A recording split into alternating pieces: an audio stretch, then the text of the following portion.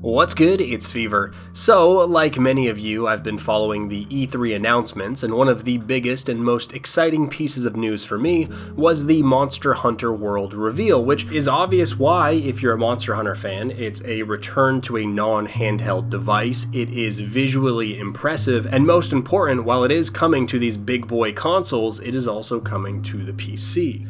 Now, there doesn't really need to be much else known about the game to have that level of excitement, and yes, people are speculating about the word world in its title, or if because it's coming to new consoles, if it will be dumbed down or streamlined, and again, people will speculate, and there has been some information to kind of put those thoughts away. We know that it's being made by the main design team, we know it's not a spin-off, we know it is a true Monster Hunter game, and of course, there might be some flair. They've said that there aren't going to be loading screens, but all of that doesn't actually matter too much to the context of this video, because what I want to talk about is the thought, or the second thought after my initial grunt of joy when I saw this game was, well, what about Dauntless? And from checking message boards online, I can see that I wasn't the only one with that thought. So how do you suppose this Monster Hunter announcement will affect Dauntless? Now, if you can remember back a bit, I made a video about why Dauntless is important and spoke about the merits of bringing this experience that has largely remained on handheld devices to players on the PC, as well as the ability to offer the game as an ongoing service, as well as giving players a cooperative core experience, the Monster Hunter experience, that I find very appealing. Now, this Monster Hunter World announcement fits all those same criteria. In fact, in that video, if you rewatch, you could just sub out Dauntless with Monster Hunter World and it's 90% applicable. It could easily be why Monster Hunter World is important instead. So what does this mean for Dauntless? It's a very weird place to be in, as it's probably a scenario that has already been spoken about at length internally well before this announcement, but not to sugarcoat it, this announcement will hurt a lot of the already pre-established hype from people who have already been looking at this game solely as a replacement for a Monster Hunter experience on PC, and these people already able to recognize what the game would offer quite possibly were the early adopters and spreaders of that hype. That said, those people are few in number, and I would imagine, especially in the younger demographic of gamers, that they have even less exposure to what Monster Hunter is, as they've largely only been on Nintendo devices recently, the games, not the people. And even when I was growing up, and they often appeared on PlayStation and PC from time to time, it's a niche title even for my age group. And it was kind of crazy even watching the coverage of E3 and some of the personalities going over the trailers, and most of them saying that they had never played or weren't even familiar with the Monster Hunter universe, which I guess as someone who has been so invested in the Monster Hunter community, that was a little bit like surprising, because you forget how small the community actually is. But with both Dauntless and Monster Hunter, and even some games I've also seen peeking out from the horizon, they'll all have their own merits. They'll all do specific things well.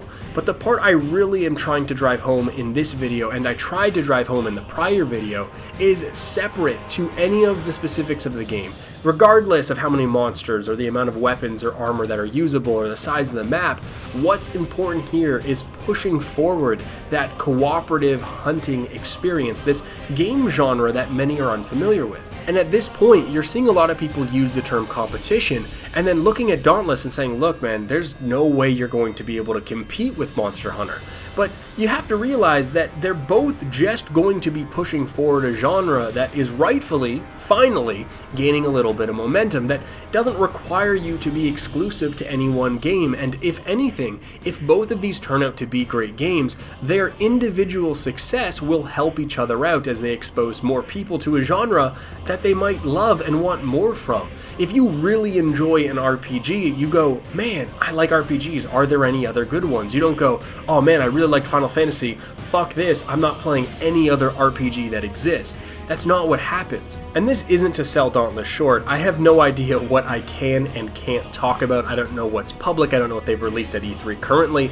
But Dauntless does have real advantages, even outside of the game itself. Like, for one, it's first mover advantage. It's coming out first. I just read August 18th, the Founders Alpha will start, and this will allow a ton of people to play the game. And from August 18th to, I believe the Monster Hunter World said early 2018, that is a ton of time to not only create a community, but be the first to introduce players to a game style or a genre.